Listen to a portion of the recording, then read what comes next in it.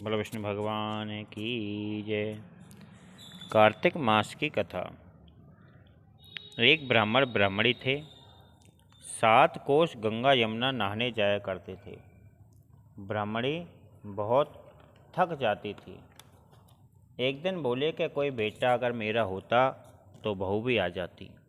खाना घर में बना हुआ मिलता, कपड़े धुले हुए मिलते। तो वह ब्राह्मण कहता है कि तूने तो आज बहुत बड़ी बात कही, ले मैं तेरे लिए बहू लाता हूँ।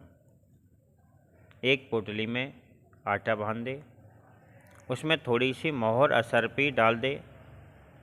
उसने पोटली बांध दी और ब्राह्मण चल दिया। कुछ दूर पर यमुना जी के किनारे लड़कियां अपने अपने मिट्टी के घर बनाकर खेल रही थीं। उनमें से एक बोली कि मैं तो अपना घर नहीं बिगाड़ती, मुझे तो रहने को चाहिए। ब्राह्मण को वही लड़की मन को भा गई। अपने मन में सोचने लगा कि यही एक लड़की है समझदार। वह उसके पीछे पीछे चल दिया। जब वह अपने घर पहुंची तब वह बोली कि बेटा बेटी कि मैं भूखा हूँ, अपनी माँ से पूछ ले कि मेरी 4 रोटी बना देगी क्या। कार्तिक का महीना है, मैं किसी के घर की रोटी नहीं खाता। मेरे पास ये आटा है और अपनी माँ को दे देना, और अपनी माँ से कह देना कि इस आटे को छान जरूर लेगी। लड़की बोली कि अच्छी बात है बाबा। उसने अपनी माँ से कहा कि माँ, बाहर एक बाबा बैठा है, उसकी रोटी बना देना और आटा छान लेना। उसने आटा छाना, उसमें मोहर असरपी निकली।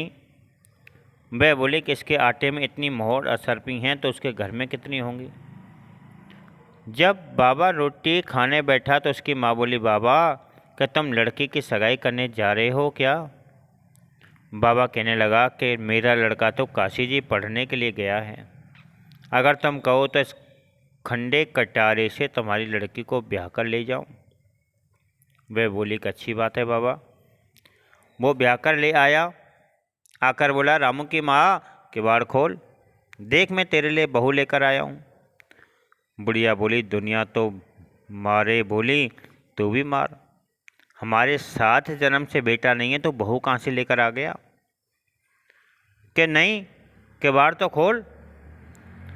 उसने किवाड़ खोले, देखा तो सामने बहू खड़ी है। सास आदर सत्कार से बहू को अंदर ले आई।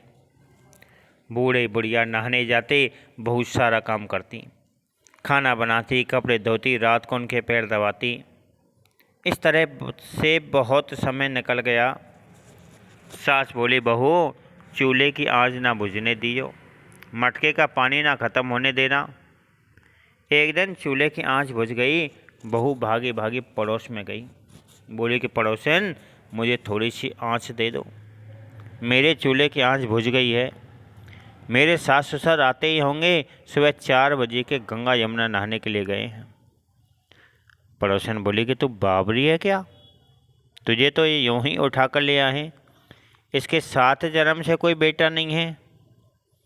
बहू बोले कि नहीं, इसका लड़का तो काशी जी पढ़ने के लिए गया है।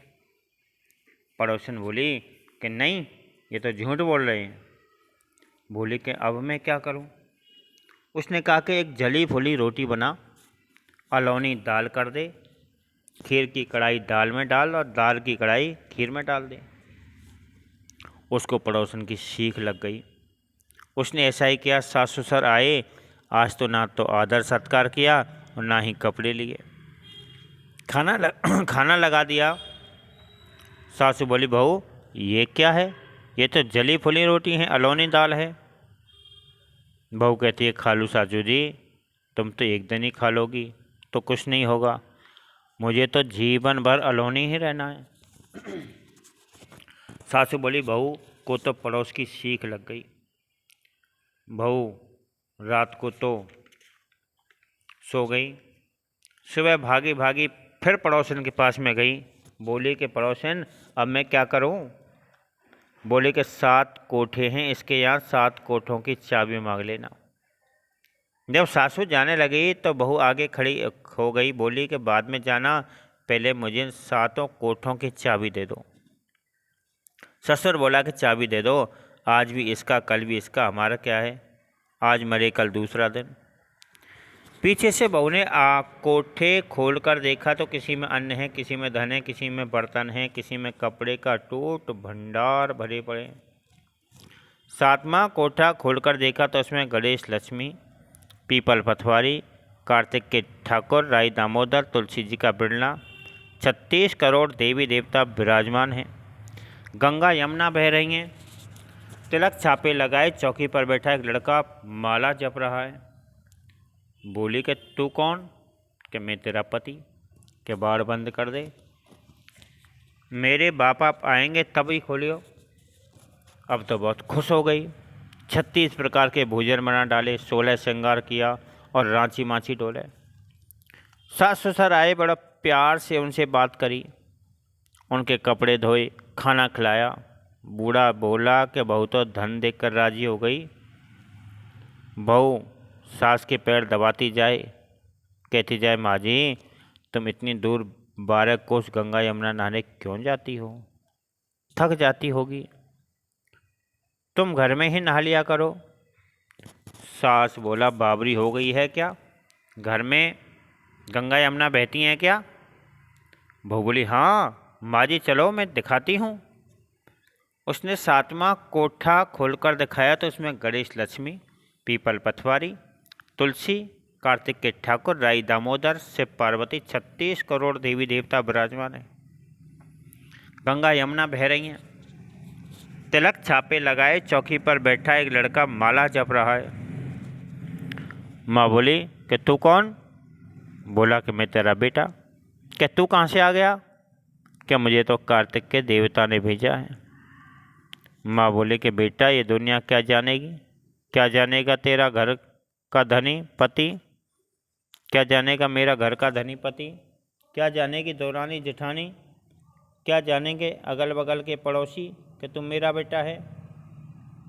उसने पंडित जी से पूछा तो वह बोला, परली पार पे बहू खड़ी हो, इस पार पे बुढ़िया खड़ी हो, चाम की अंगिया पहने हो, छाती में से दूर की धाद निकले, बेटे की दाढ़ी मूछ भीगे, पवन से गठजोड़ा बंधे, तो सब जाने कि बुढ़िया का ही बेटा है।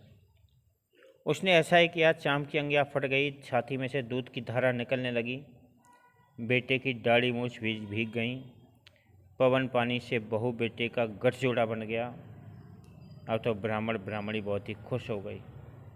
हे कार्तिक के ठाकुर, राई दामोदर कृष्ण भगवान, जैसे उसे बहू बेटा दिया वैसे सभी को देना, जैसे उसकी इच्छा पूरी करी वैसे सभी की करना, कहते सुनते हुंकार भरते। बोलो कार्तिक महात्म की जय।